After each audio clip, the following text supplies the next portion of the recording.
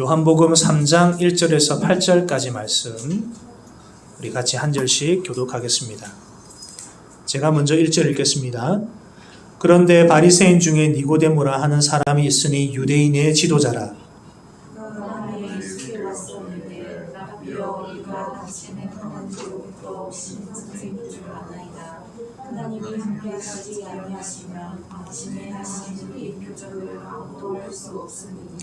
예수께서 대답하여 이르시되 진실로 진실로 네게 이르노니 사람이 거듭나지 아니하면 하나님의 나라를 볼 수 없느니라.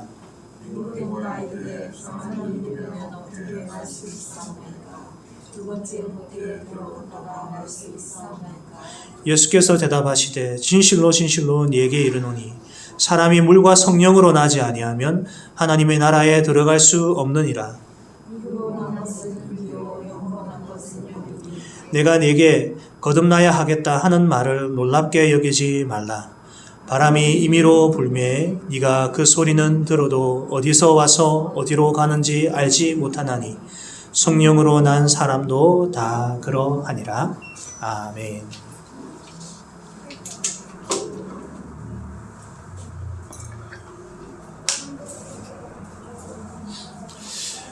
저희 형제 죄송한데 제가 지금 우리 실시간 주소를 제가 카톡에 안 띄웠어요. 한번 부탁드릴게요. 네. 제 형제 구독하셨죠? 네. 저의 구독자이십니다. 유튜브에 들어가셔서 주소를 좀 다운받아서 해주시면 좋겠습니다.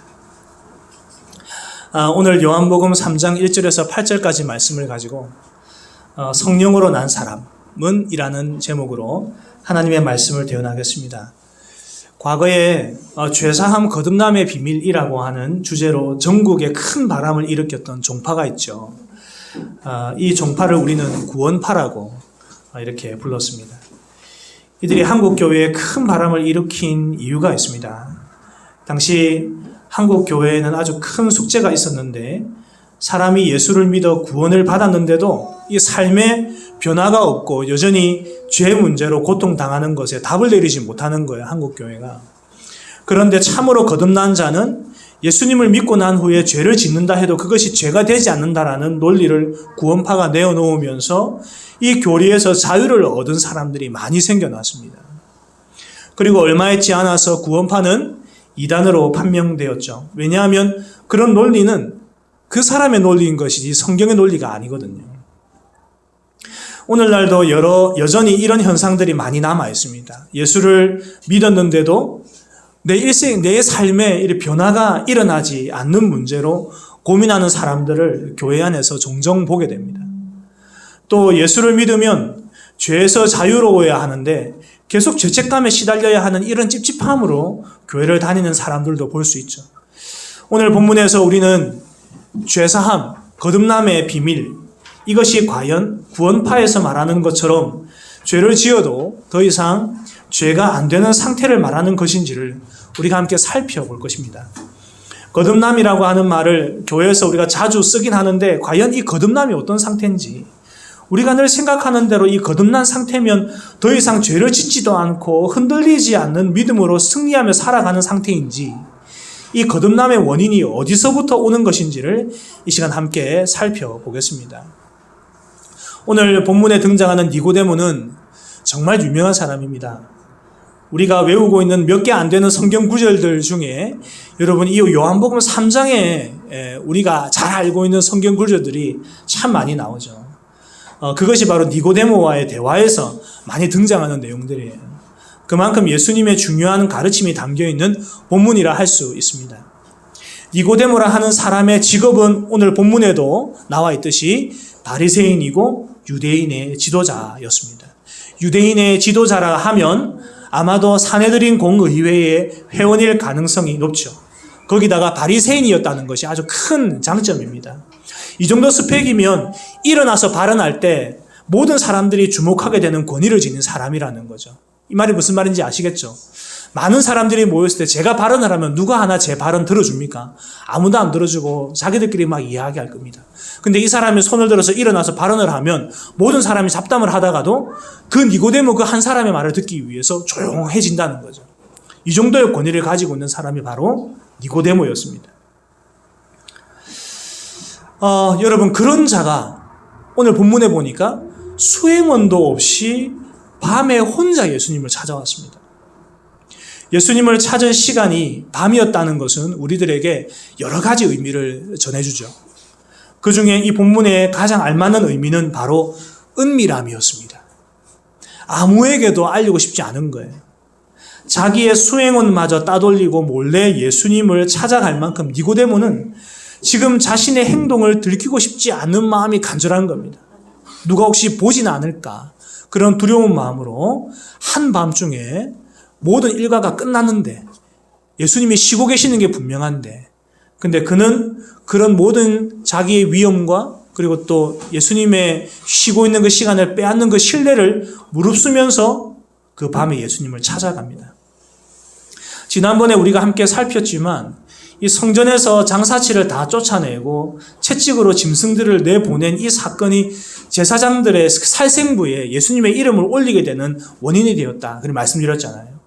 그런 상황에 이 바리새인이 그것도 유대인의 지도자 산헤드린 공회의 회원이 적으로 간주된 예수님을 찾아간다는 것은 정말 굉장히 위험천만한 일이 아닐 수 없는 거예요. 그런데도 그 위험을 무릅쓰고 니고데모가 예수님을 찾아갔다는 것은 그만큼 니고데모의 마음에 이 간절함이 더 컸다는 것을 우리가 알 수 있죠. 그러나 아직까지는 니고데모도 확신이 들지 않았던 것 같습니다. 예수님에 대한 관심과 사모함, 그러나 자칫 잘못하면 모든 것을 다 빼앗길 수 있는 상황 그 사이에서 아직까지 확신할 수 없기 때문에 어느 한쪽만을 선택할 수 없는 기로에 서 있는 니고데모를 우리가 오늘 본문에서 만날 수 있는 거죠. 그래서 당당하게 예수님께 찾아가지 못하고 아주 은밀한 밤이라고 하는 시간을 이용해서 니고데모는 예수님을 만나기 위해 어둠을 뚫고 찾아갑니다. 여러분, 예수님의 부름에 바로 응답했던 제자들을 한번 생각해 보십시오.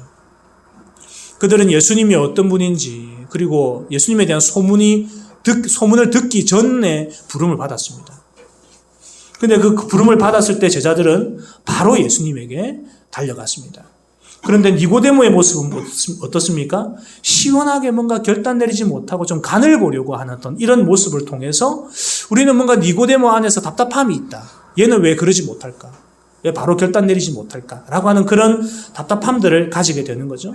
그래서 어쩌면 제자들처럼 바로 결단을 내리지 못하고 비겁하게 사람 눈을 피해서 예수님을 찾은 니고데모를 우리가 생각할 때 좀 가재미 눈을 뜨면서 얘는 왜 이렇지? 이렇게 생각할 수 있다는 겁니다. 그러나 우리가 반드시 명심해야 할 것은 제자들처럼 결단했다고 해서 그들의 믿음이 좋은 것이 아니라는 거예요.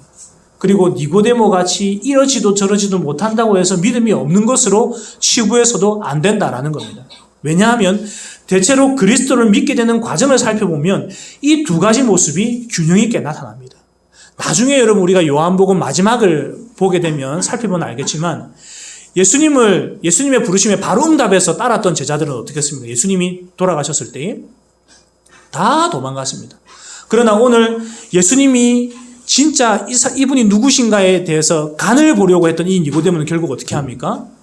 예수님의 시체를 요구했던 그 시체를 시체를 달라고 요구하는 그리고 또 그것을 위해 장례의 모든 절차들을 준비하는 사람이 바로 니고데모였다는 것입니다.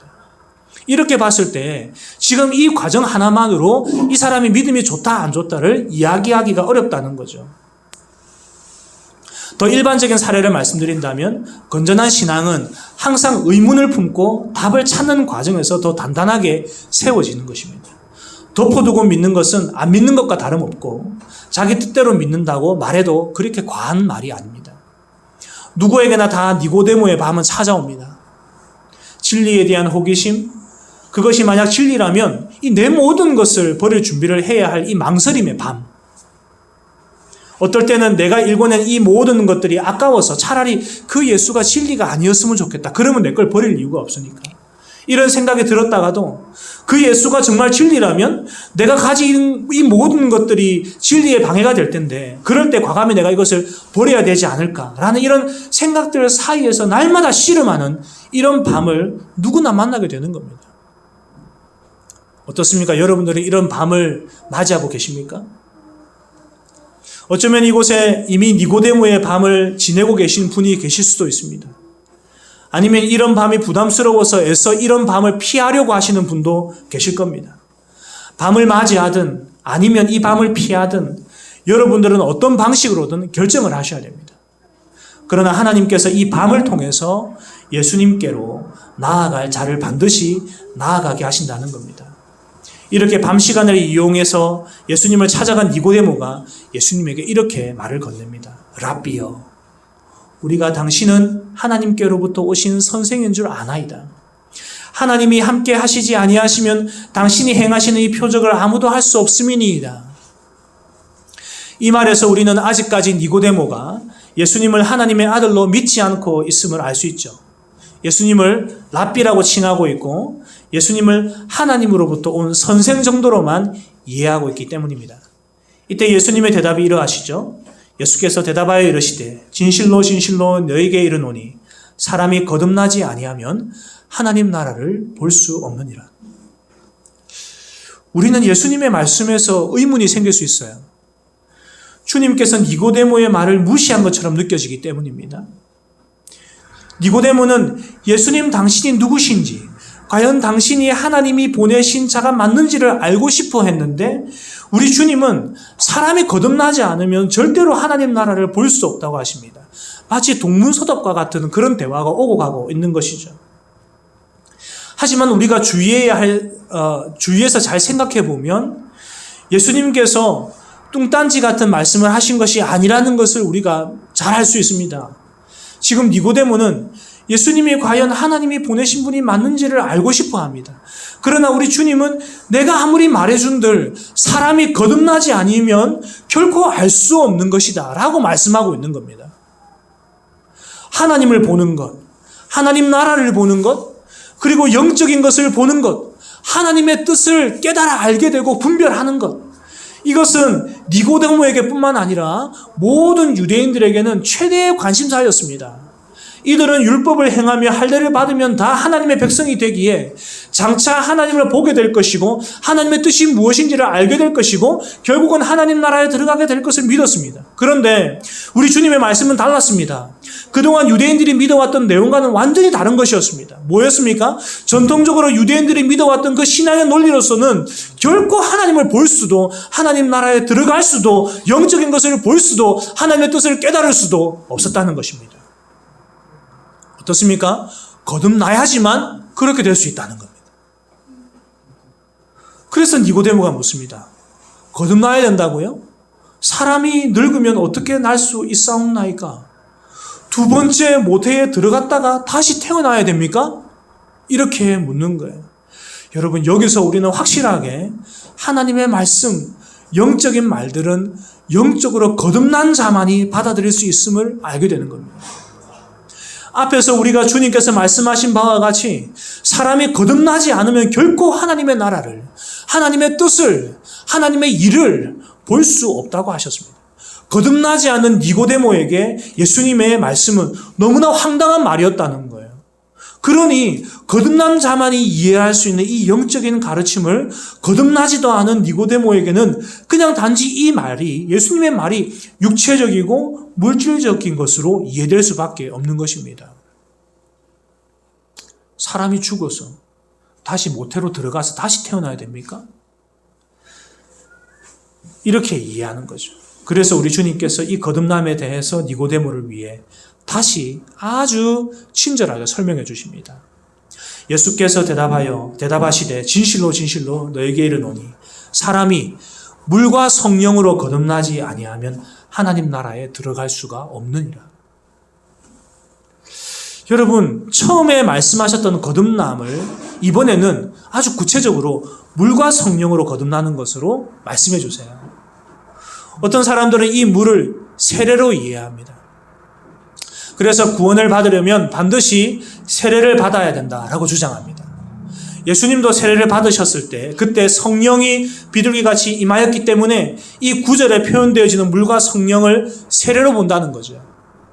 만약에 그렇다면 여러분, 세례를 받아야 구원을 받는다 라고 본다면 여러 가지 의문에 휩싸이게 되는 겁니다. 첫 번째로는 세례 요한 이전에 세례를 받지 못했던 자들은 어떻게 구원을 받았는가 라고 하는 질문이죠. 그리고 두 번째로는 기독교 역사 속에서 세례를 받지 않고 죽은 자들의 구원은 어떻게 말할 수 있냐. 특히 한 특정 인물 있죠. 예수님의 한편 강도. 그 사람은 세례를 받지 않았습니다. 그런데도 오늘 밤 네가 나와 함께 낙원에 있으리라. 그렇게 말씀하셨다고요. 그리고 세 번째로 구원은 은혜로 말미암은 것이지 죄인이 어떤 것을 행함으로 구원을 얻는 것이 아니라는 성경의 뜻과 대치되는 거예요. 그러니까 세례를 받으면 구원을 받는, 세례를 받아야 구원을 받는다? 이 말은 여러분 어부성설이고 성경적이지 않다는 겁니다. 그렇다면 여기서 말하고 있는 물과 성령은 어떤 의미를 지니고 있을까요? 물이라고 하는 단어가 요한복음에서 어떻게 사용되어지고 있는지를 먼저 살펴보면 훨씬 더 이 본문을 이해하기 쉬울 것 같습니다. 요한복음 4장에 보면 우리가 잘 알고 있는 내용이죠. 우물가의 여인과의 대화입니다. 우리 주님께서 이 여인에게 이렇게 말씀하셨어요. 내가 주는 물을 마시는 자는 영원히 목마르지 아니하리니 내가 주는 물은 그 속에서 영생하도록 솟아나는 샘물이 되리라. 그렇게 말씀하셨어요. 여기서 물은 여러분 문자 그대로 물입니까? 문자 그대로 물을 말하는 것이 아니라 비유적이고 상징적 표현인 거죠. 그리고 요한복음 7장에 보면 이런 말씀이 있습니다. 명절 끝날 곧 큰 날에 예수께서 서서 외쳐 이르시되 누구든지 목마르거든 내게로 와서 마시라. 나를 믿는 자는 성경의 이름과 같이 그 배에서 생수의 강이 흘러나오리라. 여러분 여기서도 역시 물이라는 말을 문자 그대로 이해해서는 안 되고 상징적으로 이해가 되는 것입니다. 요한복음에 나와 있는 이 구절들만 봐도 오늘 본문에 나오는 이 물을 상징적으로 보는 것이 충분히 정당하죠. 그렇다면 오늘 본문에 나오는 이 물이 무엇을 상징하느냐라는 겁니다. 지금 예수님께서 거듭남, 즉 중생에 대해서 말씀하고 계시다는 것을 우리가 잊어서는 안 됩니다. 하나님께서 인간을 중생시키실 때에 언제나 사용하시는 도구는 뭡니까? 말씀입니다. 시편 119편에 보니까 주의 말씀이 나를 살리셨기 때문이다. 이렇게 고백하고 있습니다. 그리고 고린도전서 4장 15절에도 보면 사도는 내가 복음으로써 너희를 낳았다. 이렇게 표현을 하고 있고요. 또 그가 자기 뜻을 따라 진리의 말씀으로 우리를 낳으셨느니라. 라고 야고보는 그렇게 말하고 있고 베드로마저 무엇이라 얘기를 하고 있냐면 너희가 거듭난 것은 썩어질 씨로 된 것이 아니요 썩지 아니할 씨로 된 것이니 살아있고 항상 있는 하나님의 말씀으로 되었느니라. 그러므로 여러분 거듭남은 하나님의 말씀으로 이루어지며 말씀을 상징하는 것들 중에 하나가 바로 물이 되는 겁니다. 이로써 모든 본문에 물과 성령으로 거듭난다라고 하는 말을 우리는 말씀과 성령 혹은 영과 진리, 성령과 진리로 거듭난다라고 이해해도 전혀 이상하지 않는 거죠. 이로써 어떠한 죄인도 말씀을 떠나서는 결코 거듭남을 경험할 수 없음이 분명해졌습니다. 어떤 사람은 병이 낫는 것을 경험한 것 때문에 자기가 거듭났다, 중생했다 라고 믿는 사람들이 있습니다. 어떤 사람은 사업의 어려움들을 하나님께서 풀어주시는 것들을 경험했기 때문에 내가 하나님의 은혜를 받았기 때문에 내가 중생했다, 내가 거듭났다 라고 믿는 사람들이 있습니다. 여러분 그러나 그것은 전혀 거듭난 것이 아닙니다. 또 어떤 이들은 육체를 경건하게 훈련시키면 거듭날 수 있다고 믿습니다. 그리고 우리들끼리 여러 가지 생각과 사고가 맞기 때문에 우리들끼리 모여있으면 우리는 거듭난 거라고 이야기하는 사람들도 있습니다. 여러분 육체를 아무리 교화시켜도 아무리 육체를 세련되게 단련하고 종교적으로 육체를 단련시키고 종교적으로 서로 이론을 이렇게 하나로 묶는다 하더라도 그것은 육인 것이지 영의 일이 아닙니다. 그래서 우리 주님께서 뭐라고 하십니까? 육으로 난 것은 육이요 영으로 난 것은 영이니 라고 말씀하시는 것입니다. 여러분 그렇습니다. 육으로 난 것은 육입니다. 내가 뭔가를 체험하고 뭔가를 느낀다고 해서 그것이 나를 중생시키는 것이 아닙니다. 우리는 이런 말에 의아해 할 수 있습니다. 이 말씀을 근거로 해서 자신이 거듭나지 않았다는 사실이 드러날 때 여러분 어쩌면 내가 기분이 상할 수 있고 그럼 내가 지금까지 종교생활한 것, 내가 교회생활한 것 이것이 다 가짜란 말인가? 이런 말에 여러분들이 상처받을 수 있습니다. 그러나 여러분 우리 주님은 전혀 여러분들에게 미안해 하시거나 변명하지 않으십니다. 왜냐하면 우리의 거짓된 거듭남이 드러나도 그것이 결코 놀라운 일이거나 이상한 것이 아니라 너무나 당연한 일이기 때문입니다. 하나님의 말씀, 하나님의 생명의 말씀, 그 복음이 우리를 변화시키고 우리를 살리는 그 복음이 선포되어질 때 우리 안에 어두운 부분들이 드러나게 되어져 있고 우리의 잘못된 습관들이 드러나게 되는 것입니다. 그것을 드러내는 것, 내 어두운 부분들이 드러났다고 해서 여러분 그것을 이상하게 생각해서는 안 됩니다. 당연한 일입니다. 당연한 일. 여러분 거듭남은 하나님의 영으로 다시 태어나는 겁니다. 단지 자신의 개혁이나 심성의 변화나 경건함을 교육받는 것이 아니라 하나님의 영으로 새롭게 창조되어지는 것입니다. 육이었던 우리를 성령께서 영으로 출산하시는 것입니다. 그래서 완전히 새로운 피조물이 되는 겁니다. 이것은 하나님의 성품에 참여하는 자가 되는 것이고 그것은 하나님의 가족으로 태어나는 것입니다. 니고데모의 입장에서는 아마도 깜짝 놀랐을 겁니다. 어쩌면 니고데모는 예수님께서 말씀하시는 내내 입을 열고 다물지 못했을 것입니다. 어떻게 사람이 하나님에게서 태어날 수 있는가? 어떻게 사람이 위에서 내려올 수 있는가? 어떻게 사람이 그렇게 새 피조물로 새롭게 태어날 수 있는가? 너무 놀랐을 겁니다. 입이 쩍 벌어져가지고. 그저 니고데모가 고작 고민해 왔던 것은 무엇이었습니까? 어떻게 하면 이 율법을 잘 지킬 수 있을까?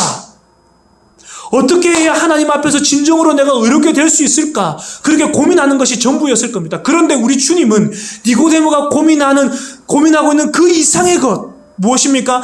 육에서 영으로 새롭게 태어나는 아주 놀라운 이야기를 지금 들려주고 계신 거예요. 그러니까 이 니고데모가 까무러치듯이 놀랐을 겁니다.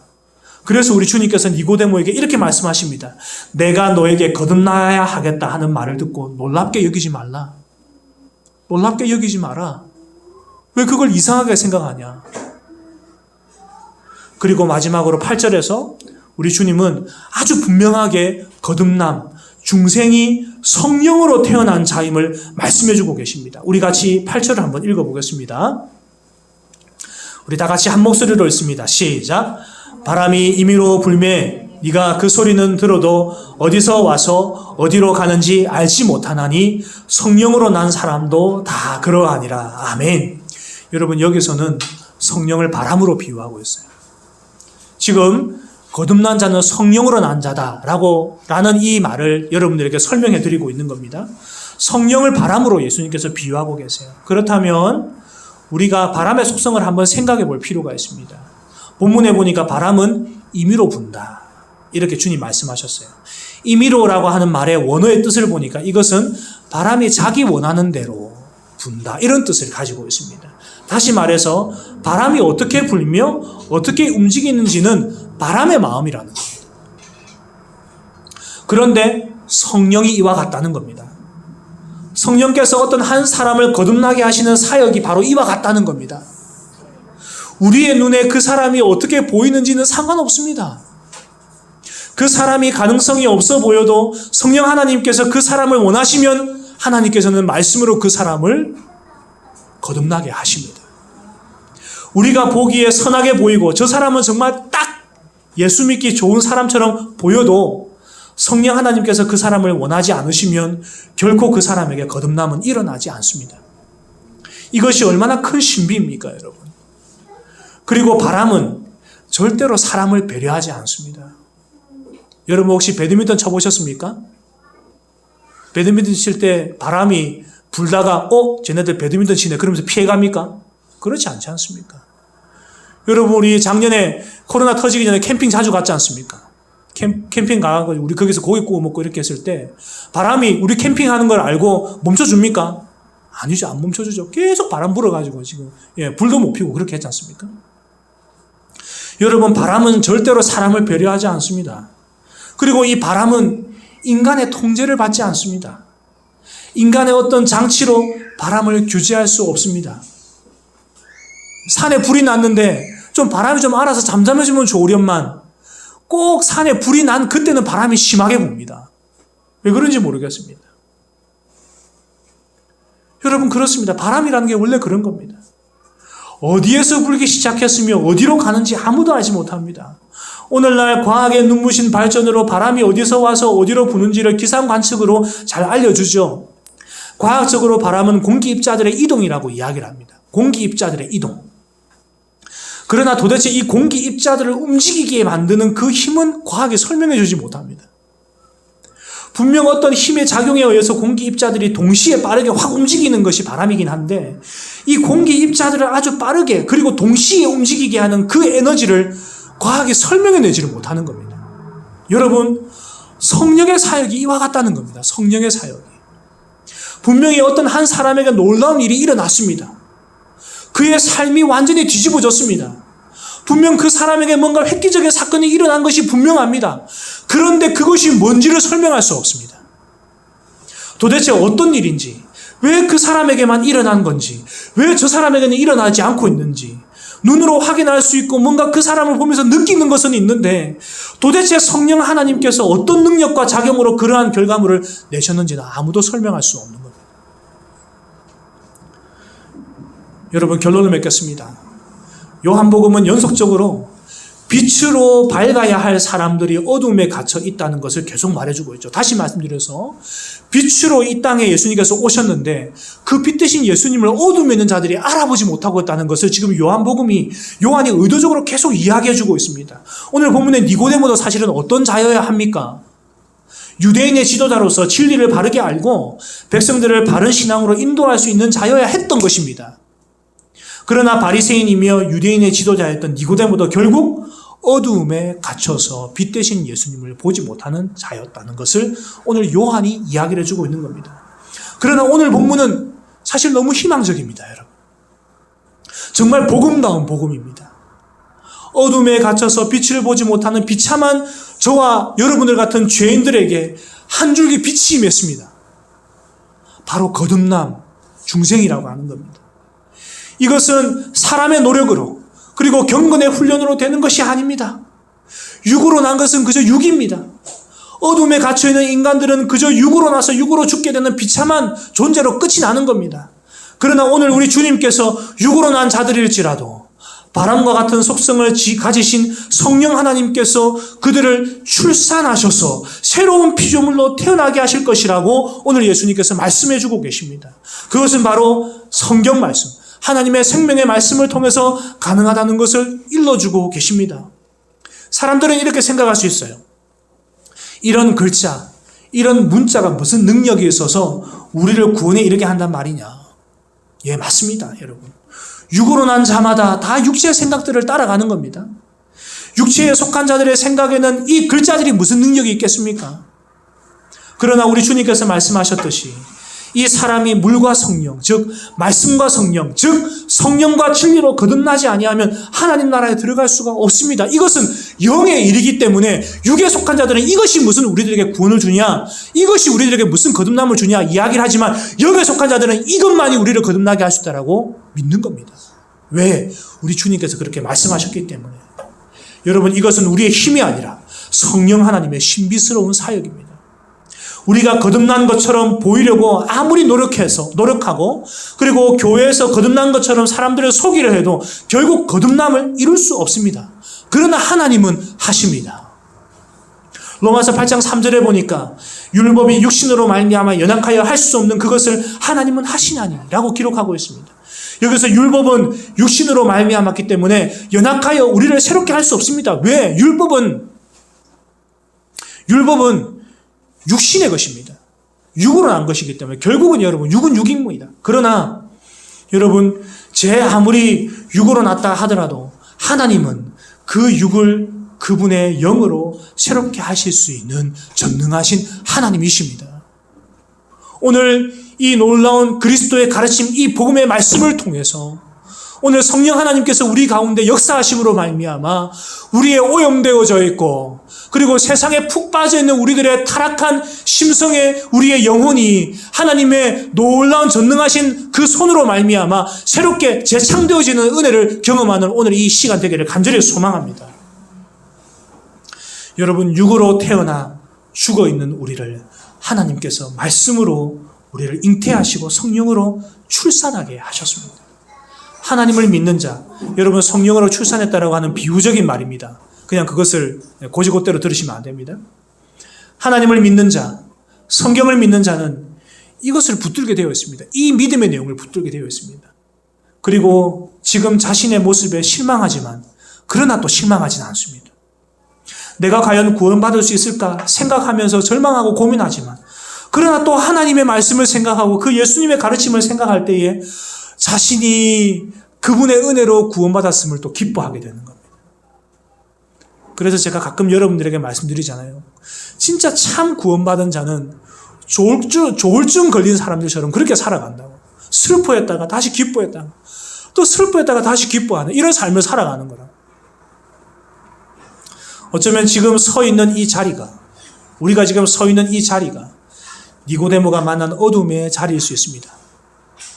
그러나 니고데모의 밤을 거치는 것도 하나님의 은혜입니다.